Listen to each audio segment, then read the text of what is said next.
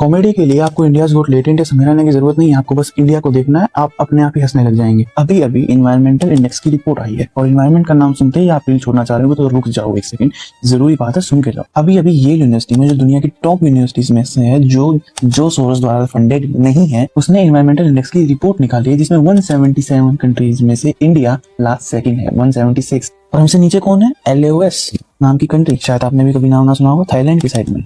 रुक जाओ, अभी कॉमेडी अभी भी शुरू नहीं हुई है, अब शुरू होगी। ये जो सारी कंट्रीज आपको ऊपर दिख रही हैं, ये हमसे ऊपर आई हैं एनवायरमेंटल इंडेक्स में। And the funniest thing is about, ये तेल बेचती हैं।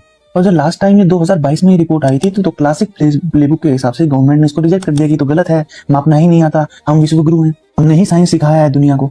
पर मुझे अभी भी लगता है ये रिपोर्ट गलत है। क्या आपने कभी सुना है हमारे देश की सरकार पेड़ काट रही हो? हम तो बल्कि एक पेड़ माँ के नाम पे लगाते हैं, इसे असल में पौधा कहा जाता है। ना ही हम कभी पॉलिसीज को बैंड करके किसी कॉर्पोरेट को फायदा पहुंचाने की कोशिश करते हैं, ना ही हम आदिवासियों से उनकी जमीन कभी जबरदस्ती लेते हैं, वो भी मार्केट के आधे से भी आधे दाम पे। क्या हमारा AQI कभी 500 टच किया है? क्या कभी 1000 टच किया है? हम तो 50 के नीचे रहते हैं, टॉप 50। और हम तो बल्कि हमारे देश के एनवायरमेंटलिस्ट को स्पेशल सम्मान से नवाजते हैं। मैं तो इस रिपोर्ट की कड़ी निंदा करता हूँ, क्योंकि ये रिपोर्ट अमेरिका द्वारा प्रोपोगेंडा है। जॉर्ज सोरोस ने अमेरिका की भी सरकार खरीद ली, क्या मतलब उसके पास इतना पैसा नहीं है? उस रील को शेयर तो बिल्कुल ही मत करना, बिकॉज ये प्रोपोगेंडा है।